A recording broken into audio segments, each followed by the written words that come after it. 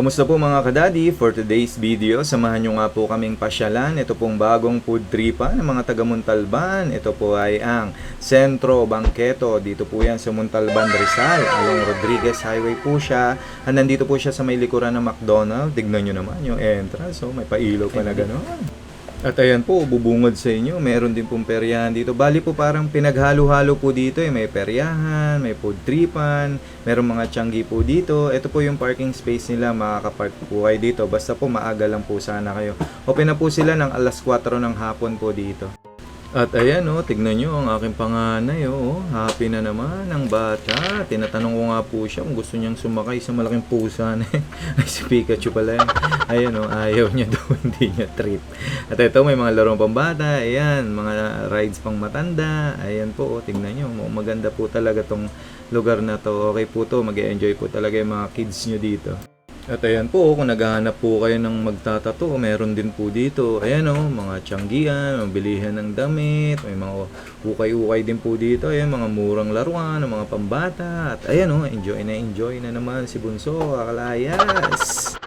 At ito nga po, ito yung pakay namin dyan. Maghanap kami ng may snack. Ayan ba't ibang mga pwedeng kainin dito. Magkabilaan nga po dito yung mga nagtitinda ng mga pagkain. Kung ano pong gusto nyo dyan. May mga buy one take one shawarma. May mga corn dog. May mga drinks dito. Mga milkshake, buko shake. May mga coffee rin dito.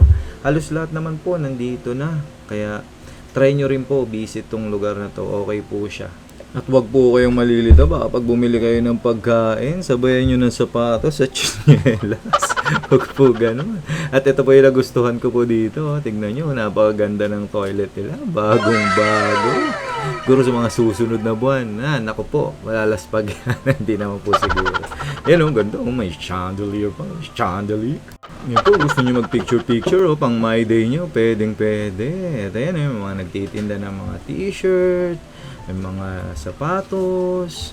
At ayan mayroon ditong mga sikat yata na mga na mga milk teahan. Ayan mga corn dog, Korean food. Meron po dito.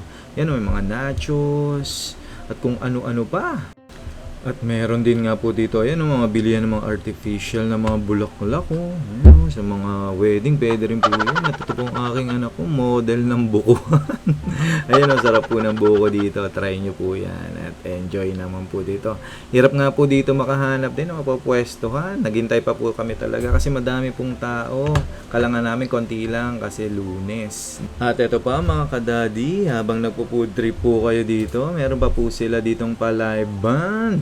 Kaya may enjoy nyo po talaga habang kumakain po kayo. At yung mga kabataan dito, kilig-kilig. Kaya tingnan nyo po. At hanggang sa susunod po na video, salamat po. God bless. Bye-bye.